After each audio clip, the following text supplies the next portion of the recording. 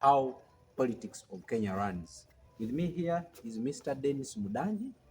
He's a tax consultant.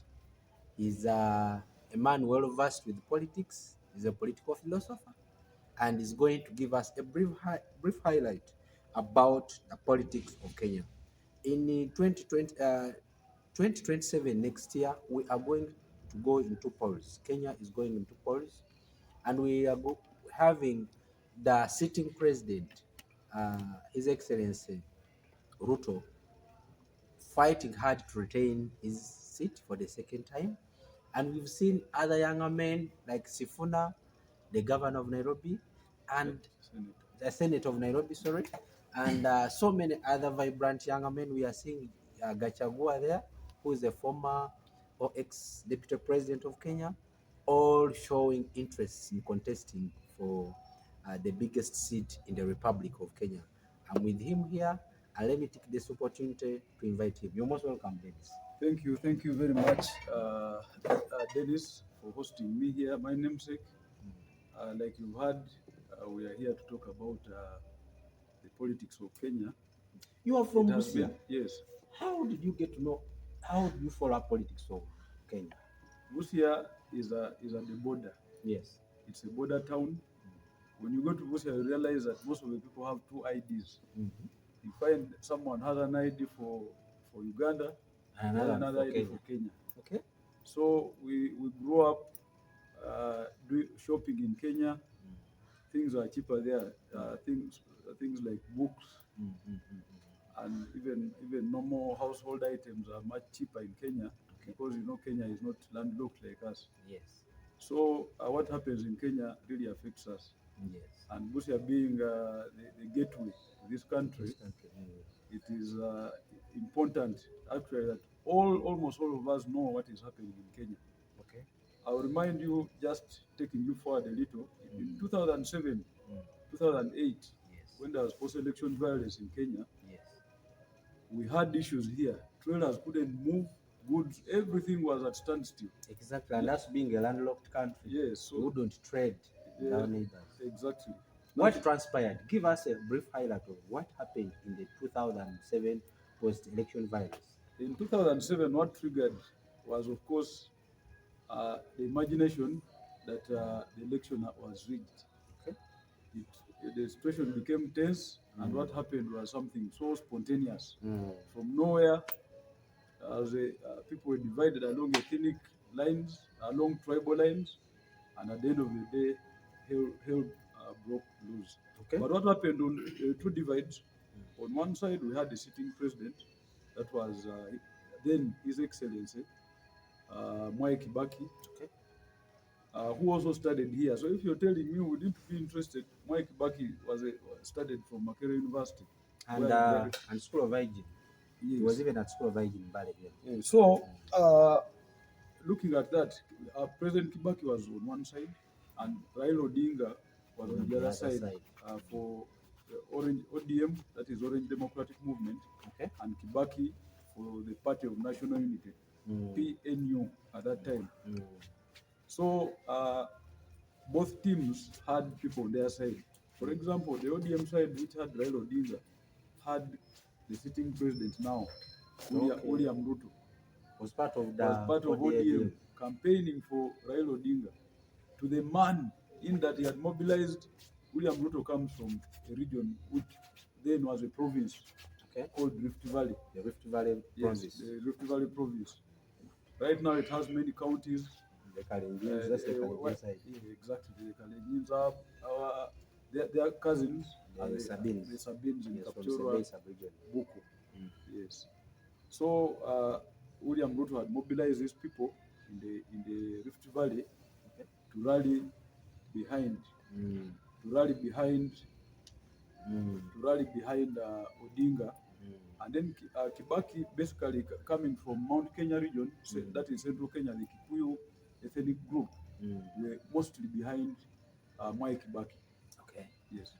So when we come to the after the post-election violence, there was an agreement where we saw the former presidential candidate who claimed elections were rigged. That was the late Raila Odinga. being incorporated into the same government as a prime minister. Let us know what happened in that last term of Mwai Kibaki. I mean of Uhuru. Was that the last term of Uhuru?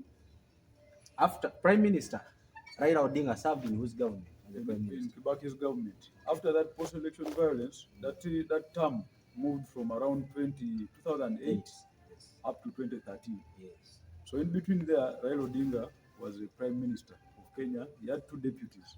Okay. One was Musalia Mudavadi, who was on the ODM side. Then the other deputy was Uhuru Kenyatta, who was on the president's side. So that is how the government was run. So after 2023, After of course, 2013. after 2013, Yes. of course, these people again went to the field. Yes.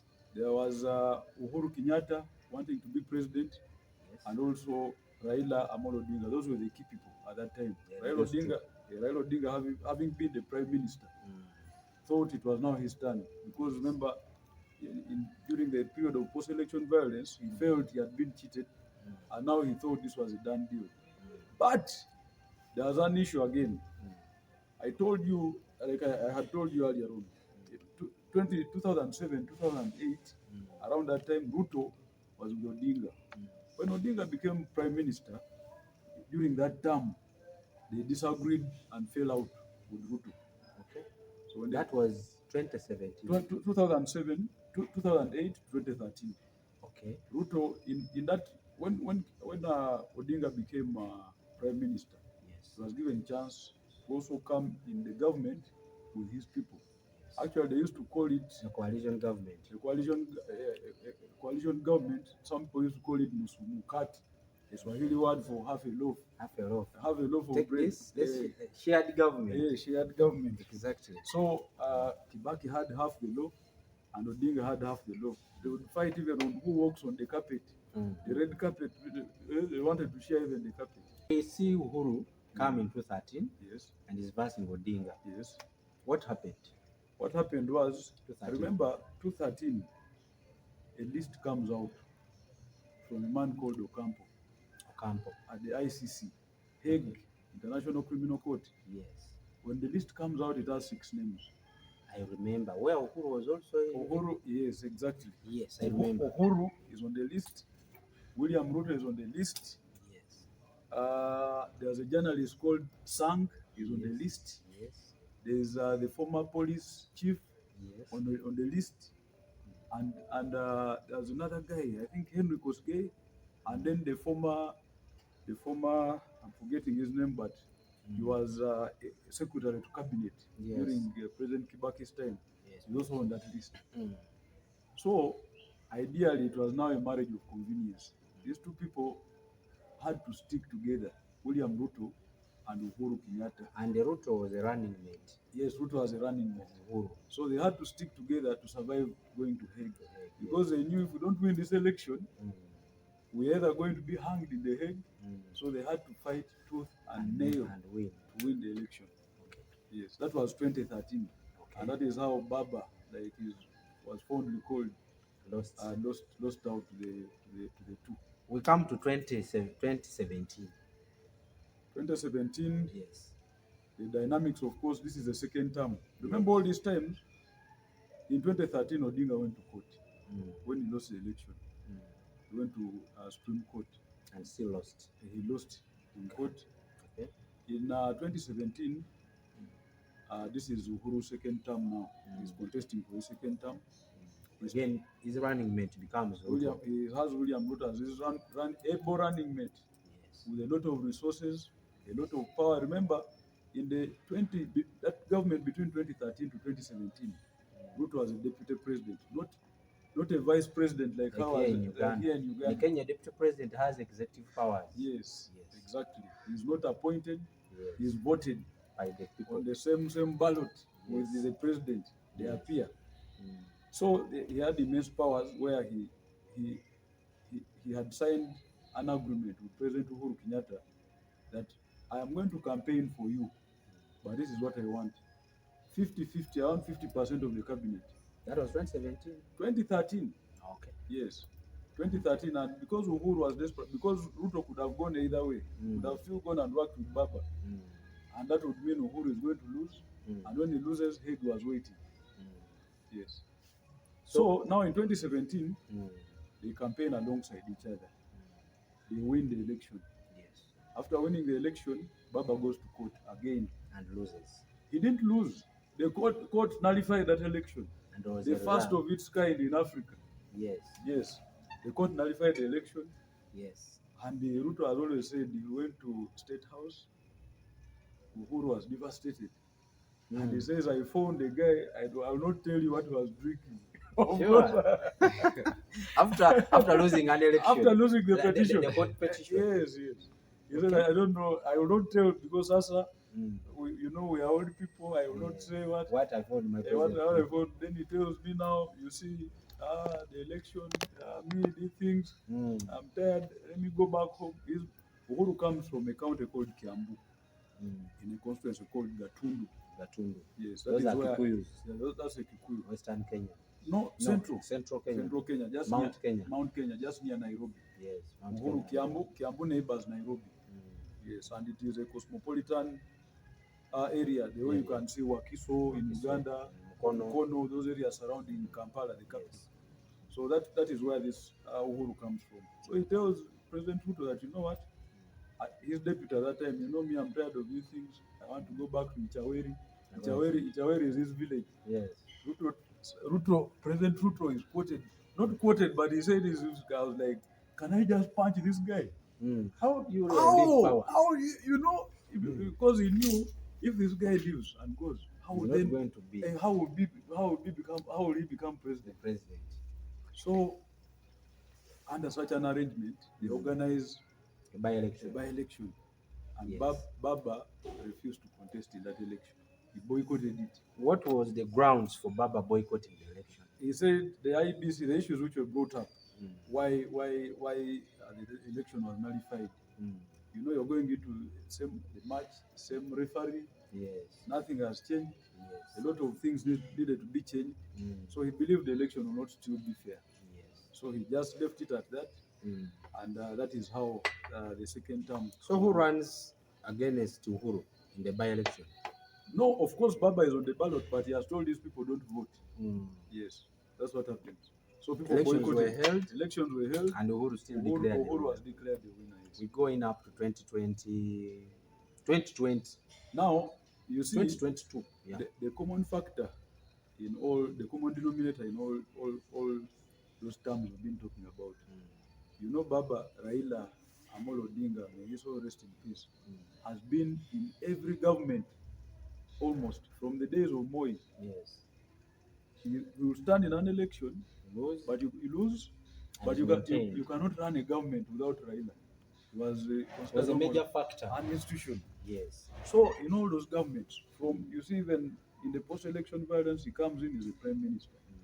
In 2013, he is still there somehow. In 2017, after that court issue, yes, it was around March of 2018. Remember, the election was held, I think, in August of 2017. By March, Baba makes a surprise appearance at Harambee House with Uhuru Kenyatta, and they are shaking hands. Same year. And 2018, the March. And Ruto is caught totally flat-footed. He doesn't see how this comes about. Yes. But because Uhuru, this was his last term, he wants to build a legacy. He wants to make projects, and he knows if I can have Baba tamed, it's like I will not have much opposition. I'll be able to do it easily. I'll have the peace to run the thing. So in that second term, actually what happened, President Ruto was, I can say, sidelined from the affairs of the government. And his people were also sidelined. So it is that build up. So he realized he's now alone, and he went all the way by himself looking for votes on his own for almost all the entire term when he was campaigning, doing fundraisers every weekend, and he spent a lot of money to win that election. Yes. So we come now to elections, where His Excellency William Ruto contests under his party, Kenya what?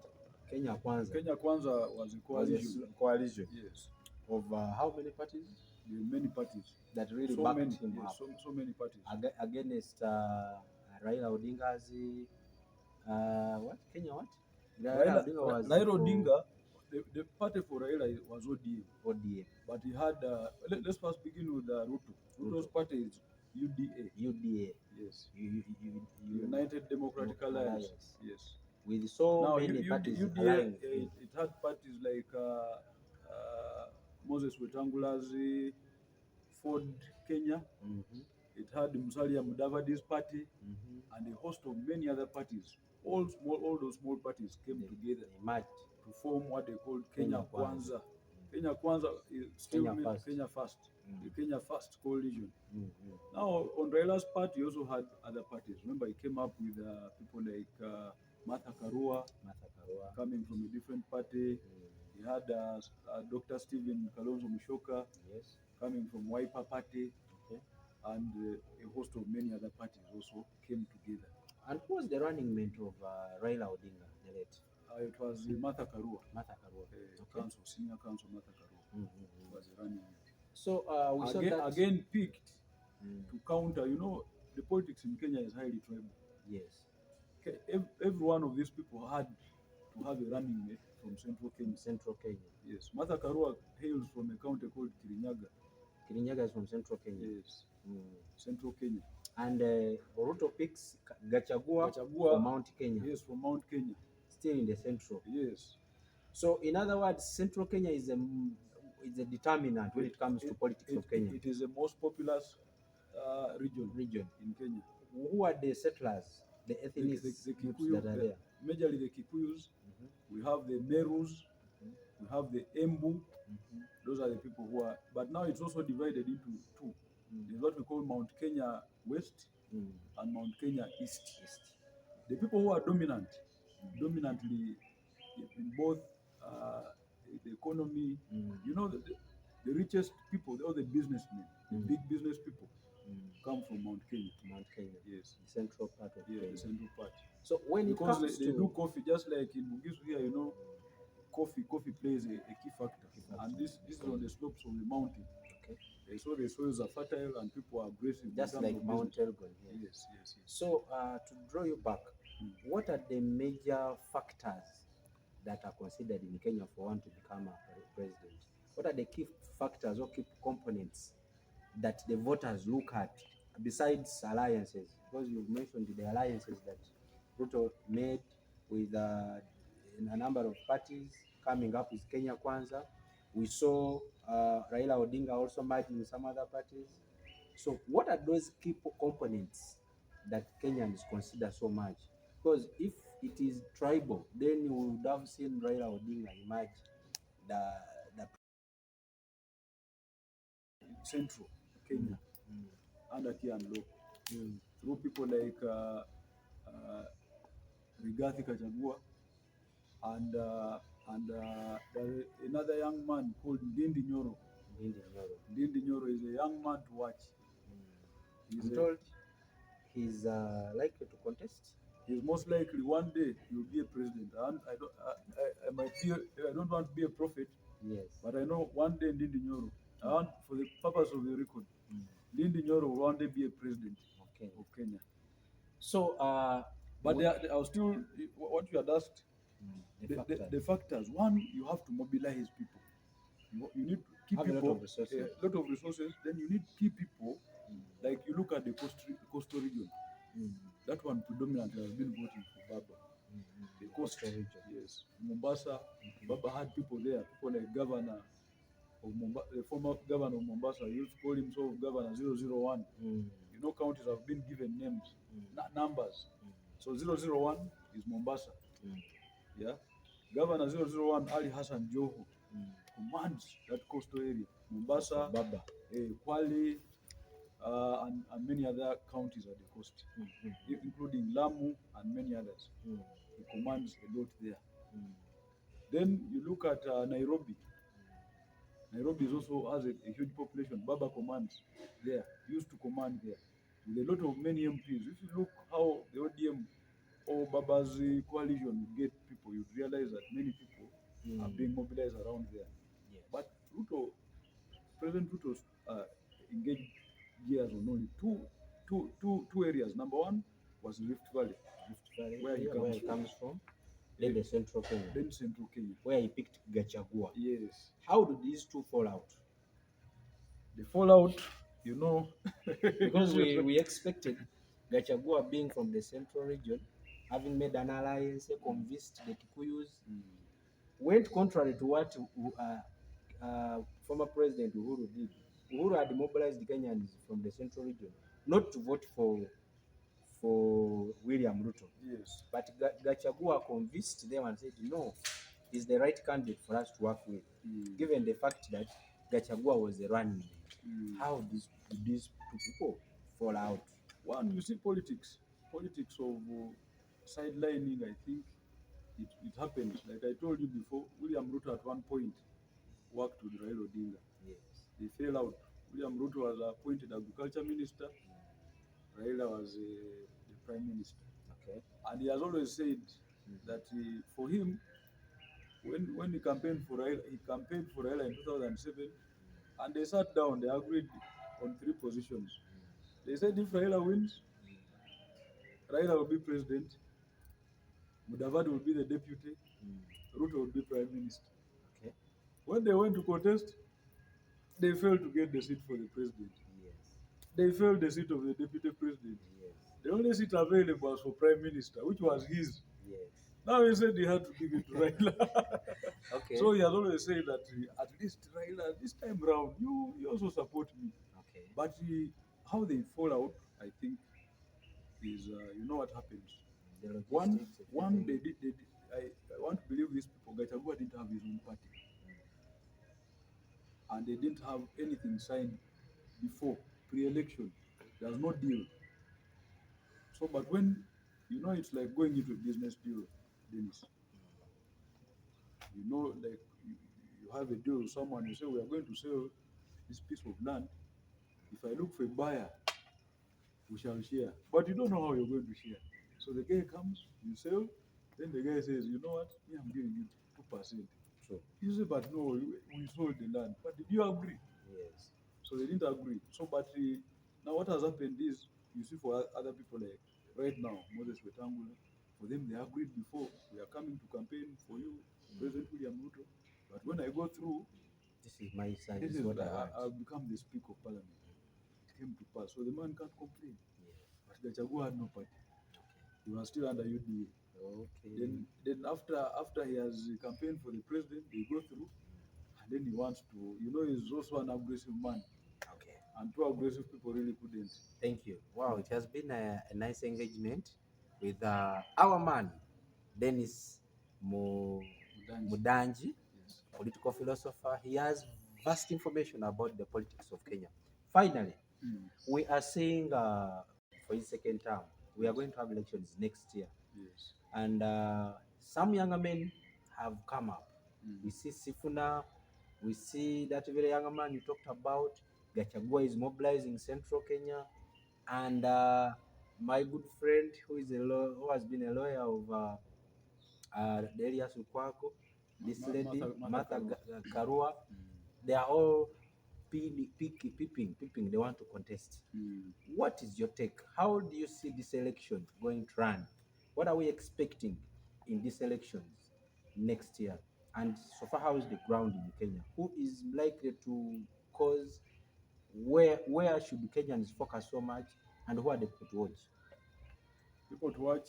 The ball is with the big man, the president. Yes. His Excellency William Ruto is not an easy person. Okay. He's not someone you can just do away with. He cannot lose this election. Why? The only issue is he is a smart guy. But we are seeing very strong men like Gachagua are mobilizing against him. Sifuna, DC Senate of Nairobi, has come up, and the guy is very strong, mobilizing Central Kenya, trying to break the bonds of Gachagua. All those people. We saw the ODM, the brother of the late Raila, Oburu, yes, allying with Ruto. Do you think it's going to be a factor in the success of Ruto? It is. because people are looking at numbers. Numbers are really working out smart. Before Raila Odinga passed on, they had a working relationship with William Ruto, an agreement Okay. in which four key ministries, 4 to 5 were awarded to Raila, to Raila's people in ODM. Okay. That included Ali Hassan Joho, he is now the Minister of Mining. Okay. We have someone, the former governor from Kakamega, Oparanya, Wycliffe Ambesa, he is a Minister for Cooperatives. We have John Badi, he is a Minister for Finance. We have the Minister of Energy, is a man called Opio Wandai from Siaya, where Raila used to come. Raila comes from, that is Raila's home area. Okay. So all these factors, these people are also on ground mobilizing their bases so that President Ruto is re-elected. Okay. Those are the factors. Oburu being an old man, people can respect him as Muzei, but he may not do much. Okay. Now, on the issue of Gachagua, Rigathi. Rigathi is ideally only campaigning in central Kenya. Okay. Yes. So actually, they joke a lot about him that he's a tribal warlord. He's a what? He, when you go to Busia, Kenya here, Busia is also a county. They are neighbors. They don't know him. He can, maybe they see him on TV, but he may not sway much. His party cannot, for example, his party cannot win an MPC. Are you trying to insinuate that Ruto has allied with the Jaluos? He has. And is likely to get votes from Rift Valley? Rift Valley is where he comes from. Yes, Rift Valley. And the Jaluos from Western Kenya? Yes, the coast. Uh-huh. The coast where the likes of Joho come from. The Mombasa side. Yes, Mombasa side. Yes. Even the current speaker of the Senate. So where do we see Sifuna? And how do we rate him in this race? In this race, as he pops in. Sifuna, there's a key factor on Sifuna. True, he's young, energetic. This is his moment. Yes. To come up. But to be president of Kenya is another thing. You have to be made of another metal. Okay. You see, if Raila Odinga struggled so much, Sifuna, this is going to be his first stab, if he even appears on the ballot. Yes. But most certainly, you see what happens, people are mobilizing. This mobilization you're seeing, people are moving around. They want to show that me, I have this part. Then now when we sit on the table, we say, me, I'm going to mobilize votes from Western Kenya. And this is what I bring on the table.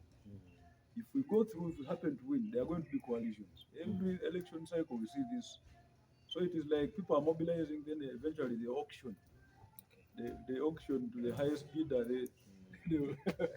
Okay, thank you. These are young guys who don't have a lot of money. They don't have the billions.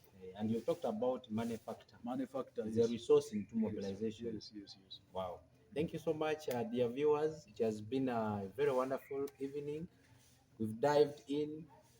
We've really dug deep into the politics of Kenya with our political philosopher, one of the young, vibrant men, political commentator, Dennis Mudanji, here with us. For those who do taxation, he's the CEO of Renex Tax Consultants here in Mbale City, and is a very good political analyst. For those who want to do taxation, car importation, filing tax returns, doing everything, income taxation and the rest. Do I pay for that commercial, Dennis? Thank you much, viewers. It has been a wonderful evening with me, Dennis Wanyoro, your host for today, and we are bringing you more discussions, inclusive, educative,